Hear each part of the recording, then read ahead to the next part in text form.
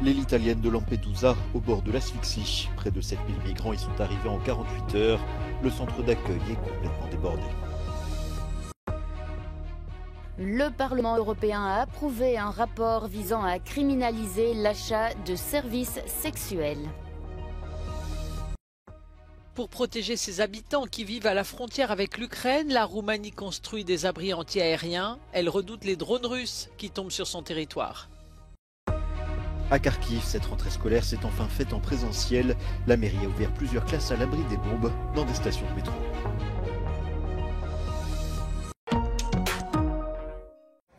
L'île italienne de Lampedusa tente de réduire la pression en transférant des centaines de migrants vers d'autres régions d'Italie.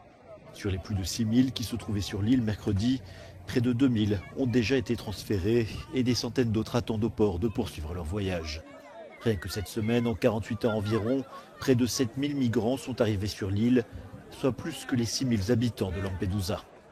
Les capacités du seul centre d'accueil, fait pour héberger 400 personnes et géré par la Croix-Rouge, sont de très loin dépassées. Certains habitants de l'île se mobilisent pour apporter un peu d'aide et tenter d'organiser une situation très compliquée alors que la fatigue et le stress génèrent des tensions. Le beau temps de ces derniers jours a favorisé les traversées, mais certains bateaux n'ont pas atteint les côtes italiennes. 4 personnes originaires de Tunisie ont ainsi perdu la vie lors d'un naufrage, ont indiqué mercredi les autorités. Rien que cette année, plus de 115 000 migrants ont débarqué sur le territoire italien à la recherche d'une vie meilleure. Le rapport demandant à la Commission européenne d'établir des lignes directrices communes sur la prostitution pour tous les États membres a été approuvé par 234 voix jeudi au Parlement européen à Strasbourg. Il y a eu 175 votes contre et 122 abstentions sur le rapport qui comprend une proposition visant à décriminaliser les vendeurs et à criminaliser les clients et les proxénètes. Prostitution is not a way of work, sex work. Prostitution is a kind of violence against women. We have to reduce the demand. To reduce the demand means we have to make clear it is not allowed to buy a woman, a body of a woman. I think it's clear for all things they are not allowed. The first times are fees and the second times are prison. La proposition entend lutter contre les implications transfrontalières de la prostitution, y compris la traite des êtres humains à des fins d'exploitation sexuelle. D'anciennes travailleuses du sexe ont expliqué ce qu'elles attendent de la nouvelle législation. Y sobre todo lo que está en juego es la dignidad de Europa, porque creo que tenemos que ser reflejo de un modelo de progreso y de avances, y sobre todo creo que lo que nos estamos jugando es un modelo de igualdad, ¿no? Un modelo de igualdad y de respeto y de buen trato entre mujeres y hombres, que es a lo que aspiramos realmente. No woman wants to sell her body and her orifices to men just because she likes it. So we have to end the demand, help the women, decriminalize the women, because right at the moment in legalization in Germany, the only who has to fear punishment from the state or fees are the women. Mais la coalition européenne pour les droits et l'inclusion des travailleurs du sexe a déclaré que le rapport était partial. Elle affirme qu'il ignore l'ensemble des preuves de l'impact négatif de la criminalisation de la clientèle des travailleurs du sexe, qui conduit à une augmentation de la clandestinité et de la violence.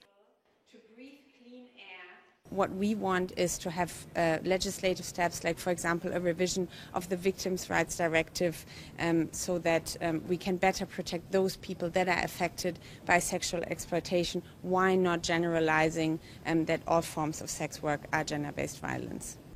Plusieurs agences des Nations Unies, notamment l'OMS, ainsi que des organisations de défense des droits de l'homme telles qu'Amnesty International et Human Rights Watch, s'opposent également à la criminalisation de l'achat de services sexuels. Le mois dernier, la Cour européenne des droits de l'homme a accepté d'entendre une plainte déposée par des travailleurs du sexe contre une loi française adoptée en 2016.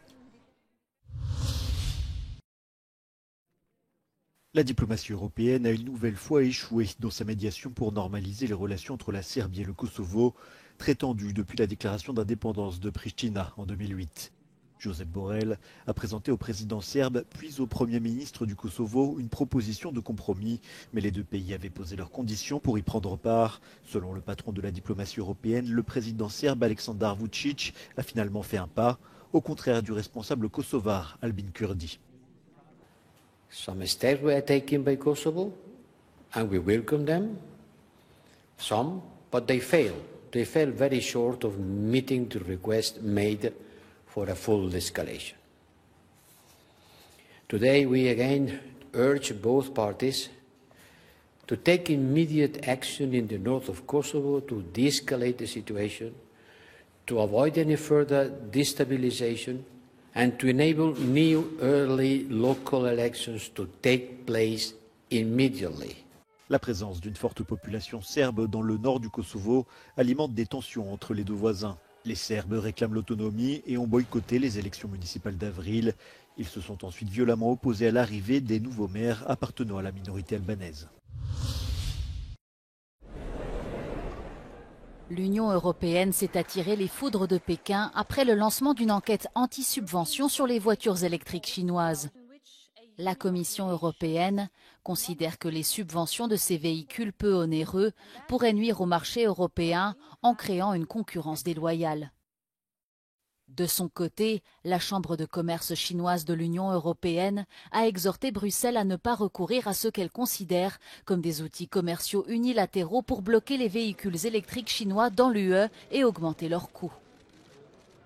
Un sujet qui figurait également au programme du sommet du G20 à New Delhi. À cette occasion, la présidente de la Commission européenne, Ursula von der Leyen, a rencontré le Premier ministre chinois pour discuter du développement du marché des véhicules électriques sans nuire aux producteurs européens.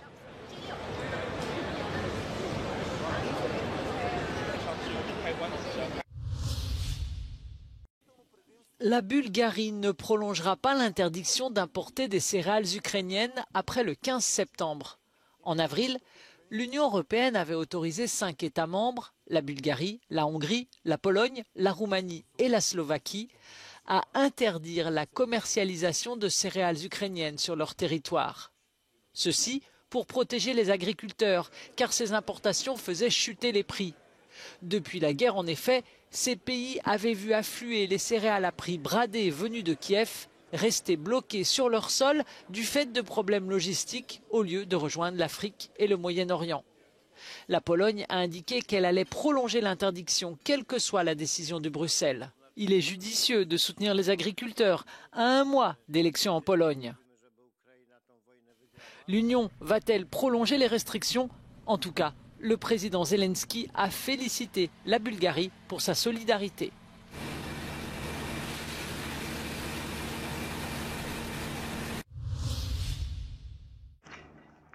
La Roumanie se prémunit contre les débris de drones russes qui finissent leur course sur son territoire. Et pour protéger ses habitants qui vivent à la frontière avec l'Ukraine, des abris anti-aériens sortent de terre.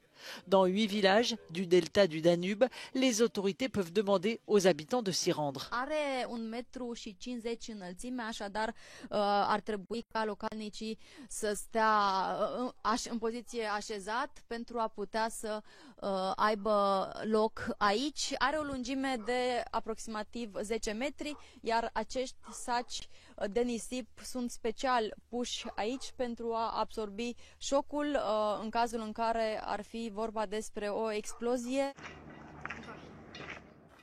À la lisière de ce village roumain frontalier de l'Ukraine en guerre, 2 abris ont été installés. Vorbim de zone de siguranță care sunt mult mai sigure decât casele oamenilor. Zone făcute din beton care vor fi protejate și unde oamenii pot să stea acolo o oră, 2 până trece alarma aeriană. Récemment, un 3e incident impliquant des drones russes a eu lieu. Cette fois, un hélicoptère de l'armée de l'air roumain a effectué une mission de reconnaissance et d'identification. Des débris ont été trouvés à plus de 20 km de la frontière ukrainienne. Am descoperit foarte multe bucăți din acestea foarte mici care par să fie din fibră de carbon, nu departe de această groapă, de locul în care a căzut bucata de dronă sau bucățile de dronă. Les drones retrouvés n'ont pas été détectés par les radars. Au ministère de la Défense, on explique que ces drones sont fabriqués à partir de matériaux non métalliques, qu'ils ont donc une empreinte extrêmement faible sur le radar et qu'il y a de nombreux obstacles qui empêchent les ondes radio de se propager. On ne dirait pas au premier coup d'œil, mais il s'agit d'une station de métro à Kharkiv, la deuxième ville d'Ukraine, située à environ 25 km de la frontière avec la Russie. Non loin de là, la guerre se poursuit, mais dans cette ville, plus d'1 millier d'étudiants ont pu reprendre les cours en cette année scolaire, réunis avec leurs camarades de classe. Після 2 років онлайн навчання це дуже гарно, коли приходиш і бачиш очі та чуєш не через динаміку, а через уші та в принципі так легше навчатися. Cette école peut accueillir 400 élèves. Ceux qui terminent leur lycée préparent l'équivalent du bac ukrainien afin de rentrer à l'université. Батьки задоволені, що діти мають змогу офлайн вивчати основні предмети, готуватися до мультипредметного тесту. Для батьків це важливо і для дітей, бо комунікація в наші часи, от в такій ситуації, вона дуже важлива для дітей, соціалізація необхідна, бо за час ковідний і за час війни діти дуже відвикли працювати отак у групі, в команді. De nombreuses écoles ukrainiennes ont été bombardées par la Russie. À Kharkiv, il en reste un peu plus de 120 en bon état. Mais pour des raisons de sécurité, la mairie a préféré installer des dizaines de salles de classe dans plusieurs stations de métro, permettant aux élèves de reprendre le chemin des cours, même en temps de guerre.